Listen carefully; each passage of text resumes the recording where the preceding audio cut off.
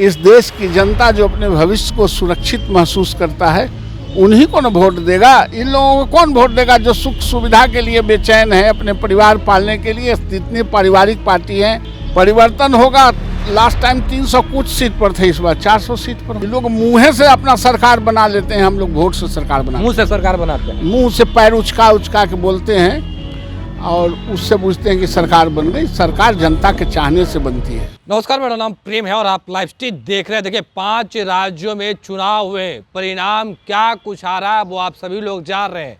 कहीं ना कहीं 3 राज्य में बीजेपी की सरकार बनने जा रही है। एनडीए के लोग काफ़ी खुश हैं, तो कांग्रेस के नेता क्या कुछ बोल रहे हैं वो आप सभी लोगों ने सुना है। बात करने के लिए हमारे साथ बीजेपी के कद्दावर नेता हैं, एमएलसी हैं नवल किशोर यादव।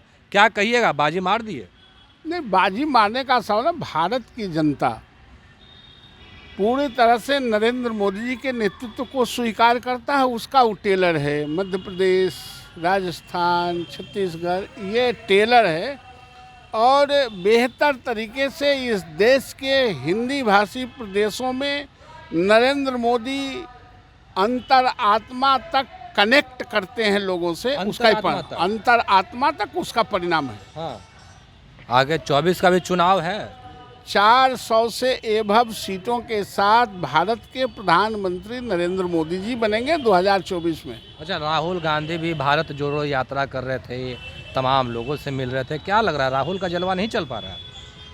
अब नहीं, अब नरेंद्र मोदी जी के जब नाम लीजिए तब राहुल गांधी का नाम नहीं लीजिए। क्यों? बहुत फासला है। एक जो परिवार के दृष्टिकोण से राजनीति करने आया है और दूसरा जनता के दृष्टिकोण से राजनीति करने आया है। एक परिवार को सुख सुविधा दिलाने के लिए आया है और दूसरा भारत को विश्व गुरु बनाने के लिए आया है। इसलिए दोनों में कोई कंपैरिजन नहीं। जैसे हिमालय की तुलना सिर्फ हिमालय से ही की जा सकती है, अन्य पहाड़ों से नहीं, उसी तरह नरेंद्र मोदी की तुलना सिर्फ नरेंद्र मोदी से की जा सकती है, ये छोटे मोटे लोगों से नहीं। राहुल गांधी छोटे मोटे लोग हैं।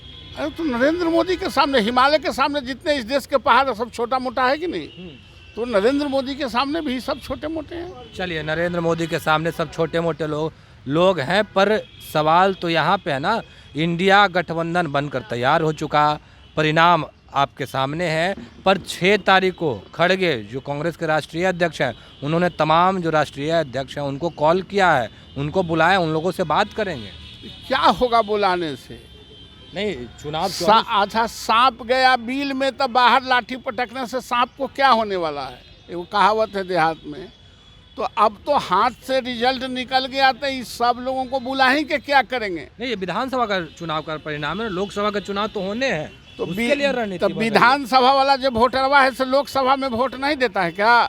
आप ही लोग बोलते हैं विधानसभा का चुनाव का जो वोटर हैं वो अलग चीज़ देकर वोट देते हैं, लोकसभा में अलग चीज़ लोग देखते हैं। और लोकसभा में जो पूरे इस देश के नरेंद्र मोदी जी के आंखों में आंख डाल के इस देश के नौजवान, इस देश के किसान, इस देश की जनता जो अपने भविष्य को सुरक्षित महसूस करता है उन्हीं को न वोट देगा। इन लोगों को कौन वोट देगा जो सुख सुविधा के लिए बेचैन है, अपने परिवार पालने के लिए। जितनी पारिवारिक पार्टी हैं, परिवारवादी हैं, व्यक्तिवादी हैं, वो सारे लोग एकत्रित हो गए तो क्या करेंगे? कुछ नहीं करेंगे। बिहार से ही शुरुआत हुआ था इंडिया गठबंधन ना, शुरुआत करने से कोई फर्क नहीं पड़ता। कहा जाता है कि बिहार से हुआ, परिवर्तन होकर रहेगा। परिवर्तन होगा। लास्ट टाइम 300 कुछ सीट पर थे, इस बार 400 सीट पर होंगे। 400 कुछ सीट पर। विपक्ष के लोग सफाया करने की बात कर रहे हैं, बोल रहे कितना भी जोड़ लगा लीजिए, कुछ दाल गलने वाला तो है नहीं। विपक्ष का कोई दाल नहीं गलने वाला है। हम लोगों का नहीं बोल रहे हैं अरे नहीं, हम लोग को तो 400 कुछ सीट आएगा। अभी तो मध्य प्रदेश भी लोग जीत रहे थे, राजस्थान भी जीत रहे थे, ये जीत रहे थे, यहाँ भी छत्तीसगढ़ भी जीत गए। ये लोग मुँह से अपना सरकार बना लेते हैं, हम लोग वोट से सरकार बनाते हैं। मुँह से सरकार बनाते हैं, मुँह से पैर उचका उचका के बोलते हैं और उससे पूछते हैं कि सरकार बन गई। सरकार जनता के चाहने से बनती है। तो चलिए, नवल किशोर यादव थे, क्या कुछ जानकारी दी है आपने सुना है। बाकी की तमाम खबरों के लिए बने रहे लाइव स्ट्रीट के साथ। धन्यवाद।